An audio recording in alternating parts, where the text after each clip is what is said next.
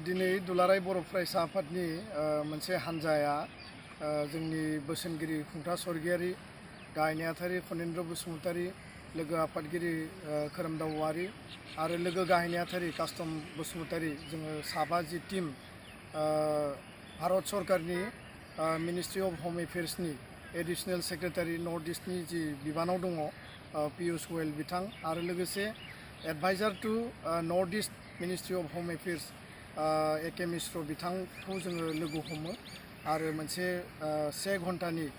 मोनसे डिस्कासन क्लियार डिस्कासन जायो आरो बेयाव थांनाय 2020 मायथाइनि 27 जानुवारियाव जालांनाय जि बिटिआर जि सुक्ति बे गोजोन गोरोबथानि 1 नम्बरनिफ्राय लानानै 11 नम्बरसिम जिखिनि दफा दङ बेखौ मावफुंनायनि सायाव गुवारै जोङो डिटेल डिस्कास खालामो आरो जायफोर दफाफोरा मावफुंजाबाय आरो बबे बबे दफाया मावफुंजायाखै बेखौ लानानै जोङो बेयाव डिस्कास खालामदों आरो गुबैयै दिनैनि सावरायनायाव प्राय 1.5 बोसोरनि उनाव बे कभिड परिबेस थांबाय खेबनै आरो मोननै बिसायख'थि थांबाय बिटिआरनि बिसायख'थि आसाम एसेम्ब्लिनि बिसायख'थि दिनै कभिडनि परिबेसा खमायनाय लोगो लोगो भारत सरकारजों बे मिटिङा जानानै थाङो आरो बेयाव गुबैयै भारत सरकारा मावनो गोनां जिखिनि दफाफोर दङ बे साबजेक्टफोरखौ लानानै जों डिटेल डिस्कास खालामदों। गुबै बाथ्राया जाहैबाय जे कार्बि आंलंनि बर'फोरनि एसटि हिलनि जि मर्यादा होनांगौ बेखौ फैबाय थानाय पार्लियामेन्ट सेसनाव दैखांनो थाखाय बा लाबोनो थाखाय जोङो दाबि होदों आरो मानगोनां हम मिनिस्टार अमित शाह बिथांनो जोङो एडिशनेल सेक्रेटारि पीयूष गोयलनि बिथांनि थ्रुयै जोङो मेम'रेन्डाम गथायदों। गुबुन फारसेथिङै आर्टिकेल 280 जि डाइरेक्ट फाइनेन्सनि मेटार दङमोन आरो फरेस्ट राइट एक्ट माने आसामाव थानाय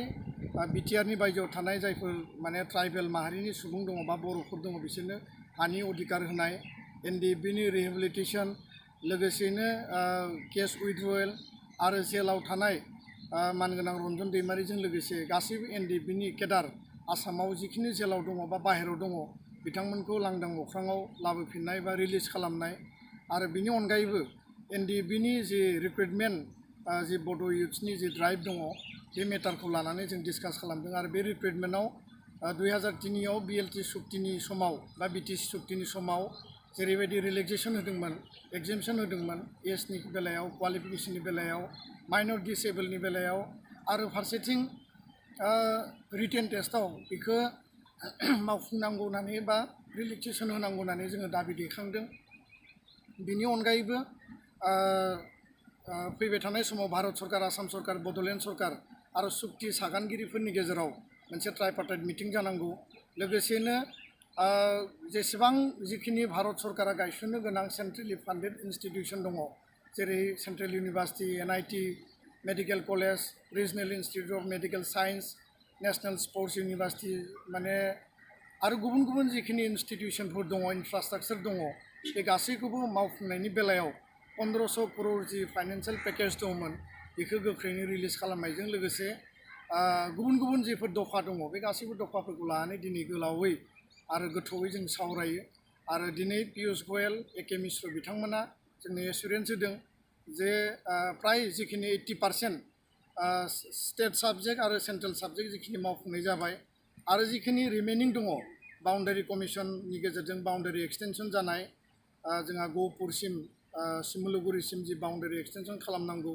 आरो गुबुन फारसेथिं कार्बि आंलंनि जि इस्यु आरो स्पेसियेल रिक्रुटमेन्ट ड्राइभ आरो जिखिर मेजर इस्यु दङ बेफोरखौ गोख्रैनो मावफुंनाय जागोन आरो बिनि गेजेरजों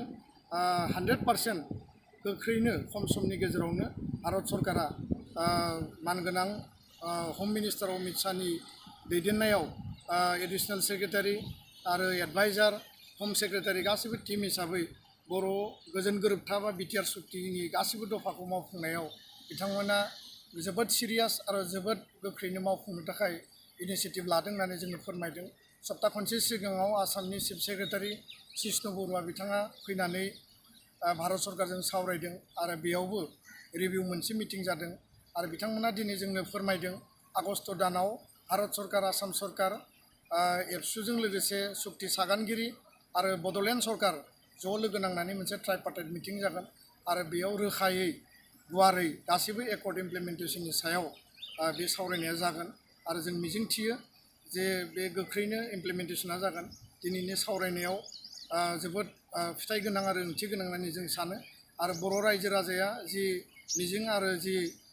थांखिजों सोमावसारनायनि उनाव बे गोजोन गोरोबथाखौ मोनबाय, बे सुक्तिखौ मोनबाय, सुक्तिनि दफाफोरखौ जोङो मावफुंनायनि गेजेरजों बर' हारिनि जौगानायनि थाखाय, बर' हारि थांना थानायनि थाखाय, बर' हारिनि